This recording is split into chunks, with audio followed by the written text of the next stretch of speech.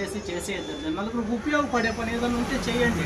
యేసునామమున necklace జిక్కుడు కాకంటే ఒక 10 మందికి నెక్లెస్లు చేపించి ఇచ్చేసి ఇగో చేపించిన్నామని చెప్పండి, ప్రయోజనం ఉంటుంది. ఎవరికన్నా టికెట్కి ఏదన్నా లేదంటే ఒక 100 మందికో 150 మందికి ఒక ట్రైన్లో ఎక్కడికన్నా పంపించినామంటే దానికి ప్రయోజనం ఉంటుంది. పోనీ ఇట్లాంటివి ఏమన్నా ఇట్లా పిల్ల కార్లు ఏమొద్దు, కానీ ఒక 150, 200 అంబులెన్సులు రెడీ చేసి జనాలకి ఇవ్వండి, ప్రయోజనం ఉంటుంది. ఇదో ఇట్లా బొమ్మలకి ఏం ప్రాణాలు ఇవ్వద్దండి. ఇవి వచ్చి కరిసినాయంటే జనాలు భూమిపైన ఎవరు ఉంటారు. అనవసరమైన పనులు చేయొద్దండి. ఎందుకంటే కొంచెం నమ్మకం ఉండే పనులు చేయండి. ఊరికే అది చేయొద్దు ఇది అంత సెకండ్ల పైన అన్నీ అయిపోతే ఇంక పని చేసేవాడెవడు? మాకుండే అప్పులు మడి నాకు 7 లక్షలు ఉంది, యేసునామం వచ్చేసాయంటే అయిపోతుందా? మరి ఇంక ఇవన్నీ ఏమిటికి?